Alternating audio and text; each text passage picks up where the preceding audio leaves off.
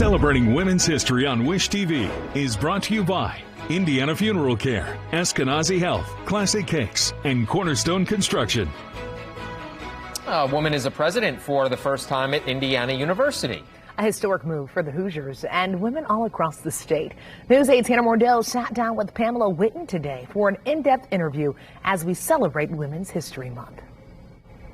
Pamela Whitten is the first woman to lead Indiana University in the school's more than 200-year existence. Now she's paving a new path as the 19th president. She's also a mother, a mentor, and making history. So it's about time for her story to be told.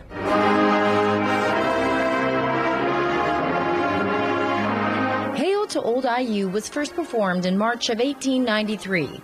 Back then, this Pamela Whitten is the 19th president of Indiana University. Seemed impossible. I am humbled and I am honored and I am excited to be joining IU. Oh, I think it's everything and more than I thought it would be.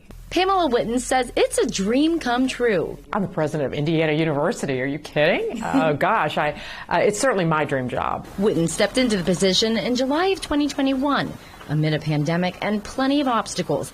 But her credentials speak for themselves. She's an expert in telemedicine with a PhD in communications, who was dean at Michigan State University and most recently president at Kennesaw State University. But her most important role?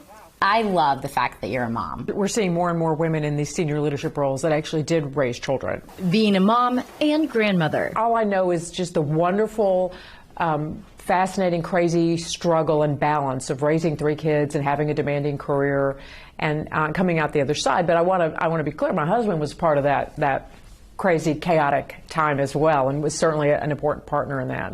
But I think the recognition and part of what's so important to me is that everyone affiliated with IU does their best in school or in their job, but also recognizes how important their personal life is as well. We need to be whole human beings. Whitten grew up in Tennessee and has lived across the country with a vast career, but she never saw this path until now. I graduated from college in the 1980s, and you wouldn't have dreamed about being a university president because there weren't university presidents, frankly, that were women.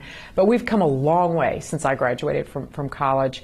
And I would say, as wonderful as it is personally, to be the first female president at IU, what's really important is how IU responded and felt, and the joy and enthusiasm from everyone at IU to having a female as a president, I really think is a strong statement. Now she's pushing for more change. Whitten has already committed $30 million to help accelerate IU's efforts to hire a more diverse faculty, and says the key to her success will be a focus on all students. Students at Indiana University, I like to say, are the center of the universe here. And so we're recognizing all the good things we do for students, and then also working toward planning even more that we can do for them. Girls coming up saying, hey, you're the president, or what's it been like? Sure, all the time. I walk to work and talk to students when I walk out my front door. Working with our students will really help all our women understand they can do anything. But perhaps the greatest inspiration, impact, is simply seeing her as president.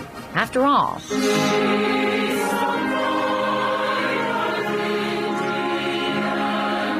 IU.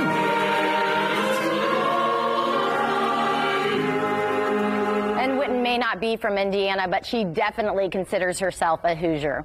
Hannah Mordell, Wish TV, wishtv.com, and follow us on Facebook.